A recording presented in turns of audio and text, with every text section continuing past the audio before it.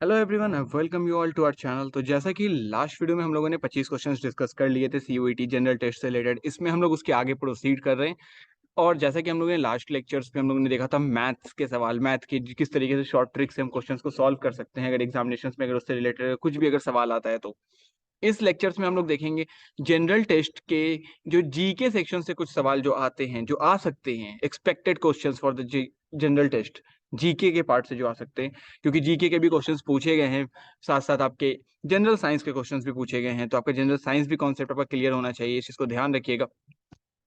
On the other hand, आपके पास अगर math और रीजनिंग्स पे कमांड नहीं है तो अराउंड 20 से 25 क्वेश्चंस मैथ एंड रीजनिंग्स के आते हैं, तो उस पर आपको कमांड होना बहुत जरूरी है। अगले लेक्चर से हम लोग मैथ एंड रीजनिंग्स पे ही ज्यादा फोकस करेंगे। उससे पहले अगर आपने कुछ वीडियोस नहीं देखे हैं टाइम एंड वर्क्स के, जो एग्जामिनेशन से पूछे जा सकते हैं, तो आप उसे जाके जरूर से पहले देख लें आई बटन पे क्लिक करके, सो डैट कि आपको मैथ के क्वेश्चंस जो कि टाइम एंड वर्क के बहुत अच्छे क्वेश्चंस आते हैं, जो आप सॉल्व नहीं कर पाते, आपको लगता है बहुत टफ क्वेश्चन है, तो आप उसे स्किप कर देते हो, तो आप उसे जाकर के एक बार जरूर से चेकआउट करो ताकि आप क्वेश्चंस को आसानी से सॉल्व कर सको। अब क्वेश्चंस की तरफ हम लोग वापस आते हैं। Which of the following Nations topped the art and capital passport index 2023? तो art and capital passport index 2023, तो ये कौन सा है? तो इसका आंसर है यूएई। यूएई आपका इसका आंसर है। कौन सा नेशन ने टॉप किया art and capital passport index? तो यूएई ने इसको टॉप किया। अगले क्वेश्चन की तरफ चलते हैं। गंगयान प्रोजेक्ट, गंगयान प्रोजेक्ट किस चीज से रिलेटेड है? Is a dash mission. ठीक है, तो ये कितने दिन का मिशन है? तो it is a 3 day mission project. ठीक है, it is a 3 day mission. अगले क्वेश्चन की तरफ चलते हैं। How many satellites of OneWeb were placed in orbit by ISRO LVM-3 recently? ठीक है, तो कौन सी satellites of one web were placed, इसको प्लेस किया गया है बाय इसरो। ठीक है, तो ये कौन सी है? तो दैट इज 36। ठीक है, तो 36 सैटेलाइट्स को वन वेब के द्वारा प्लेस किया गया, ऑर्बिट इसरो के द्वारा इसको प्लेस किया गया रिसेंटली। उसके बाद हम लोग अगले क्वेश्चन की तरफ चलते हैं। Which of the following is incorrect about World Premier League 2023? एक चीज और ध्यान रखिएगा, एग्जामिनेशंस में क्वेश्चन जरूर से पूछ रहे हैं कि कौन सा टीम जीता है, कौन सी टीम ने अभी तक सबसे highest number of test cricket जीता है, कौन सी टीम ने हाईएस्ट नंबर ऑफ स्कोर किसने किया है, या अभी तक किसने T20 में सबसे ज्यादा मैच जीता है। तो इस तरह के सवाल पूछे जा रहे हैं, तो आपको इस चीज को जरूर से आपको कवर अप करना है। अब रही बात आप इसको कैसे देखोगे, तो इसके लिए अभी हम एक लेक्चर जरूर जल्दी डालेंगे, जिसमें हम लोग बात करेंगे कि कितने प्लेयर्स हैं और कौन कौन सी टीम्स थी जिसने अभी तक क्रिकेट मैच जीता है। तो उसको जरूर से देखिएगा, सो डैट कि आपके कॉन्सेप्ट क्लियर हो सके और उससे रिलेटेड क्या सवाल पूछे गए हैं और क्या पूछ सकता है, तो उसको भी हम लोग डिस्कस करेंगे। तो which of the following is incorrect about World Premier League 2023? ठीक है, तो इसमें कौन सा इनकरेक्ट है वर्ल्ड प्रीमियर लीग के बारे में? तो जैसे कि यहाँ पे आपको दिख रहा है क्या है, विनर मुंबई इंडियंस। ठीक है, हेले Matthew purple, runner up Delhi. ठीक है, उसके बाद है हरमनप्रीत। यहाँ पे एक वर्ड मिसिंग है, that is Kaur. Harmanpreet Kaur orange cup. तो कौन सा इनकरेक्ट है? तो हरमनप्रीत कौर ऑरेंज कप, यहाँ पे ऑरेंज कप मिसिंग है, तो आप इसे देख लीजिएगा। ऑरेंज हरमनप्रीत कप और हरमनप्रीत कौर ऑरेंज कप, तो ऑरेंज कप ये मिसिंग है, तो that is the wrong one, incorrect about World Premier League. अगले क्वेश्चन की तरफ चल रहे हैं।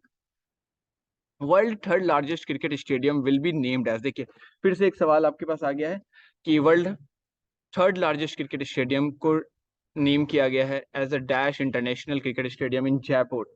ठीक है, तो इसे नेम किया गया है Anil Agarwal international cricket stadium, Anil Agarwal. तो आपको पता होना चाहिए, क्योंकि क्रिकेट के दो सवाल तो जरूर से रहेंगे क्रिकेट के आसपास के।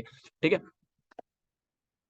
उसके बाद अगला चलते हैं। अच्छा, एक अरुण जेटली स्टेडियम है, उसके बारे में आपको पता होना चाहिए, किसका नाम चेंज करके अरुण जेटली स्टेडियम किया गया है। तो कमेंट सेक्शन में आप हमें बताइएगा कि कौन से स्टेडियम का नाम चेंज करके अरुण जेटली स्टेडियम किया गया है। ये आपके लिए क्वेश्चन है, अरुण जेटली स्टेडियम कौन से स्टेडियम का नाम चेंज करके किया गया है। अगले क्वेश्चन की तरफ चलते हैं। Nagri Dubraj rice belong to which of the following state? ठीक है, तो कौन से स्टेट से बिलोंग करता है नगरी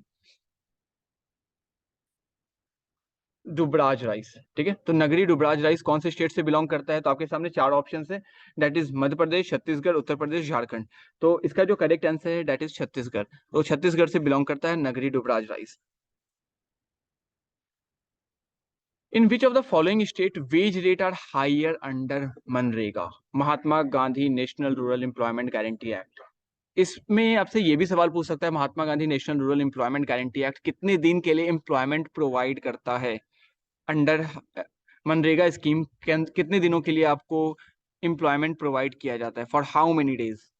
ठीक है, तो टोटल डेज कितने हैं? तो 100 डेज के लिए प्रोवाइड किया जाता है। अब आते हैं कौन से स्टेट्स में वेज रेट हाईएस्ट है अंडर मनरेगा। तो सबसे हाईएस्ट कहाँ पे है? तो सबसे हाईएस्ट है आपका, आपके पास मध्य प्रदेश ऑप्शन है, हरियाणा ऑप्शन है, राजस्थान ऑप्शन है एंड बिहार ऑप्शन है। तो आपका सबसे हाईएस्ट कहाँ पे? हरियाणा में।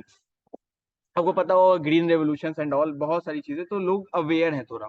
ठीक है, अगले क्वेश्चंस की तरफ चलते हैं। Name Indian first cloned female calf of गिर।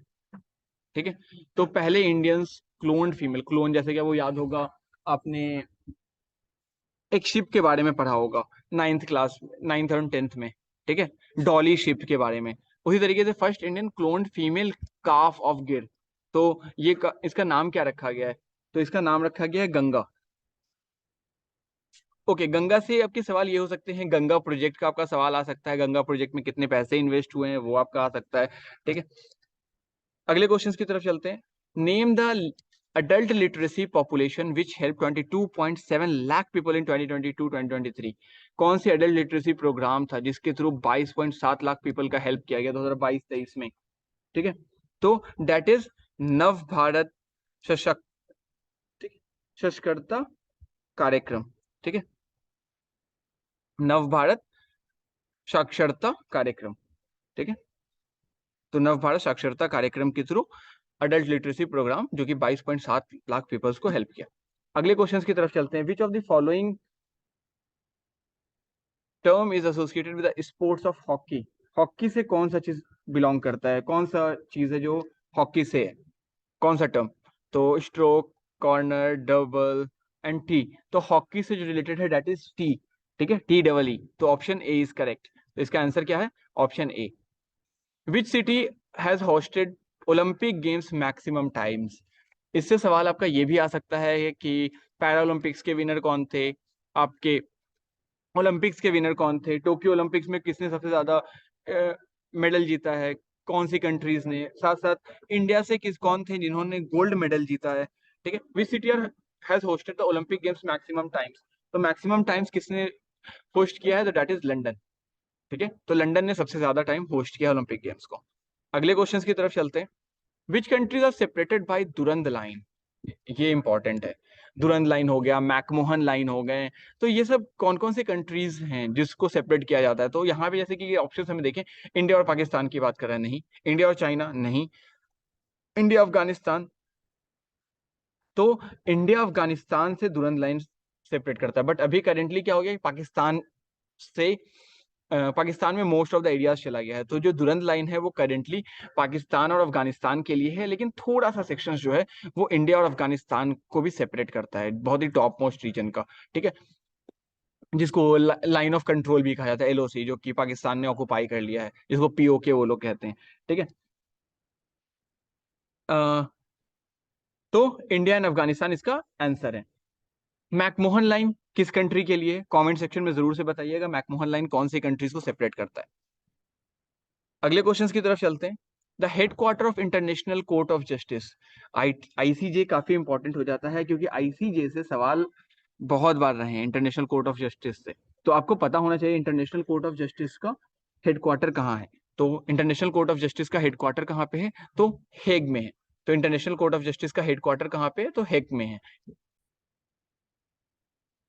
ओके, अगर आपसे पूछता है हेग की बात, अगर हेग में आपसे अगर पूछ लेता है हेग मतलब कौन सी कंट्रीज में, ऑप्शन आपसे ये दे दिया है कि headquarter of international court of justice, और उसके बाद हेग ना दे करके यहाँ पे कोई और कुछ और वैल्यूज दे देता है, कुछ भी दे देता, तो यहाँ पे मान लेते हैं कि नेदरलैंड दे देता। ठीक है, तो जब मैं नेदरलैंड की बात करता हूँ तो हेग कहाँ है?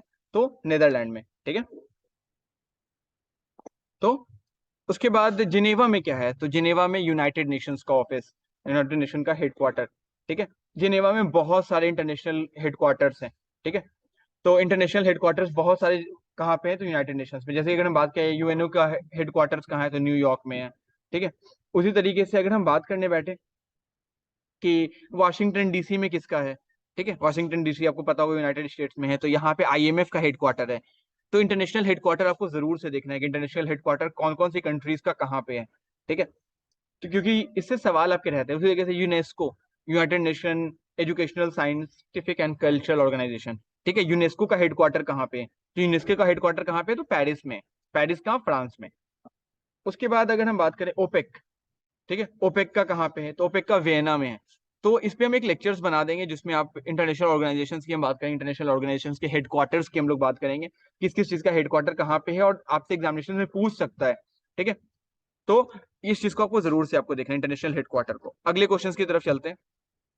Who introduce the income tax in India? Income tax इसके द्वारा इंट्रोड्यूस किया गया इंडिया में। ठीक है, तो इनकम टैक्स इंट्रोड्यूस, जब हम इंडिया की बात करते हैं तो इंडिया में किसके द्वारा इंट्रोड्यूस किया गया है? तो इसको इंट्रोड्यूस किया गया है जेम्स विल्सन के द्वारा। तो introduce income tax in India, that is James Wilson. ठीक है, अगले क्वेश्चन की तरफ चलते हैं। Which bank is known as central bank of India? आप सभी को पता है सेंट्रल बैंक ऑफ इंडिया कौन है? Reserve bank of India. कहाँ सिचुएटेड है? मुंबई में इसका हेडक्वार्टर है। उसके बाद आपको पता होना चाहिए आरबीआई की, जब हम हेडक्वार्टर की बात करें मुंबई की, तो आरबीआई स्टैब्लिश कब किया गया? ये आपसे सवाल पूछ सकता है। तो आरबीआई 1 अप्रैल को स्टैब्लिश किया गया। आपसे ये पूछ सकता है कौन से ईयर में स्टैब्लिश किया गया आरबीआई। चलिए कमेंट सेक्शन में आप लोग बताइएगा कि कौन से ईयर में आरबीआई को स्टैब्लिश किया गया है। ये क्वेश्चंस मैं आपके लिए छोड़ रहा हूँ, स्किप कर रहा हूँ। ओके, अगले क्वेश्चन पे चलते हैं। Which of the following UN agency was also functioning under the League of Nation? कौन सी यूएन एजेंसी है जो फंक्शन करती है under the League of Nation? ठीक है, WHO, that is World Health Organization. Option B is UNDP, United Nation Development Programme. ILO, International Labour Organization. ठीक है, तो कौन सी वैसी कंट्रीज है जो फंक्शन करती है लीग ऑफ नेशंस के अंडर में? तो दैट इज आईएलओ। आईएलओ जो है वो फंक्शन करता है under the League of nation. अगले क्वेश्चन की तरफ चलते हैं। Which is the first in India to launch a policy of establishing special agricultural zone, SAG जिसको कहते हैं, स्पेशल एग्रीकल्चरल जोन। सो इसमें ऑप्शंस क्या है हमारे पास? हरियाणा, गुजरात, उत्तर प्रदेश का स्पेलिंग रॉन्ग है, उत्तर प्रदेश एंड उत्तराखंड। तो कौन सा फर्स्ट इन इंडिया है जो लॉन्च किया है policy of establishing special agricultural zone? ठीक है, तो बताइए क्या होगा? तो इसका आंसर होगा उत्तराखंड। ठीक है, तो उत्तराखंड ने लॉन्च किया है। अगले क्वेश्चन की तरफ चलते हैं। Which Asian countries has officially recognized esports as a part of multi-sports event? ठीक है, तो कौन सी एशियन कंट्रीज है जिसने ऑफिशियली रिकॉग्नाइज किया था ई स्पोर्ट्स को, इलेक्ट्रॉनिक स्पोर्ट्स जिसको कह सकते हैं, as a part of multi sports event? तो it was recognized by India. India के द्वारा इसको रिकॉग्नाइज किया गया था। तो ऑप्शन बी इज करेक्ट। अगले क्वेश्चन की तरफ चलते हैं। BF is related to DH in the same way PS is related to what? तो BF और इधर क्या है? DH। तो B से कितना आपको आगे दिख रहा है? CD, यानी एक के गैप पे। F के बाद क्या? एक G और एक उसके बाद क्या है? H है। उसी तरीके से P के बाद क्या होगा? एक गैप होगा Q और उसके बाद क्या होगा? R। तो R से मेरे पास दो ऑप्शन है, RU, RV। S के बाद क्या होता है? T और उसके बाद क्या होता है? U। तो ऑप्शन C इज करेक्ट, यानी कि RU होगा, मतलब 1 के गैप का वर्ड है। अगले क्वेश्चन की तरफ चलते हैं। The first railway line in India was open in the year? तो फर्स्ट रेलवे लाइन कब ओपन किया गया था इंडिया में? तो कौन से ईयर में किया गया था? चलिए ये क्वेश्चन बहुत ही इजी है। चलिए कोई भी आप इसमें से आंसर अगर आप करना चाहें तो आप इसमें से आंसर कर सकते हो। हम आपके लिए थोड़ी सी वेट कर लेते हैं कि आप इसे जवाब आप दो। ठीक है, तो आपको पता होगा कि 1850 में यहाँ पे रख दी गई थी, 1853 में ओपन कर दिया गया था, कि मतलब कि आप मुंबई टू थाने आप जा सकते हो। ठीक है, तो ये चीज था। तो Vaishnavism is a part of which religion? Vaishnavites. ठीक है, विष्णु, वैष्णवाइट्स। ठीक है, तो वैष्णवाइट्स, तो Vaishnavism is related to Hinduism. ठीक है, तो इस वीडियो के लिए इतना ही। अगर आपको वीडियो इन्फॉर्मेटिव लगी है तो वीडियो को लाइक करें, चैनल को सब्सक्राइब करें और दोस्तों को साथ वीडियो को जरूर शेयर करें। अगली वीडियो में हम लोग जनरल टेस्ट के जो लास्ट ईयर क्वेश्चंस पूछे गए हैं हम उसको डिस्कस करेंगे, साथ साथ उससे रिलेटेड और जो सवाल पूछे जा सकते हैं उसको भी डिस्कस करेंगे। और साथ साथ जैसे मैंने आपको कहा कि आप जाकर के टाइम एंड वर्क के टेस्ट सीरीज को आप जरूर से जाके आप लगाओ। टाइम एंड वर्क के क्वेश्चंस आपके, इसके पूरे क्वेश्चंस आपके कॉन्सेप्ट क्लियर हो जाएंगे, मतलब आप शॉर्ट ट्रिक्स में कैसे क्वेश्चंस को आप बना सकते हो, उससे आपके सारे कॉन्सेप्ट्स क्लियर हो जाएंगे। अभी आपको डिस्क्रिप्शन में भी आपको उसका लिंक मिल जाएगा, साथ साथ आपको विंडो के लास्ट स्क्रीन पे भी आपको दिख जाएगा। आप वहां से जाकर के डायरेक्ट उस वीडियोस को चेकआउट कर सकते हो टाइम एंड वर्क के। वो आपको काफी हेल्प करेगा एग्जामिनेशन में, और उससे आपके 2 सवाल तो जरूर बनेंगे बहुत ही ईजी में। मीन्स की 1 मिनट भी आपको नहीं लगेगा उस सवाल को बनाने में। तो इस वीडियो के लिए इतना ही, मिलते हैं अगली वीडियो में।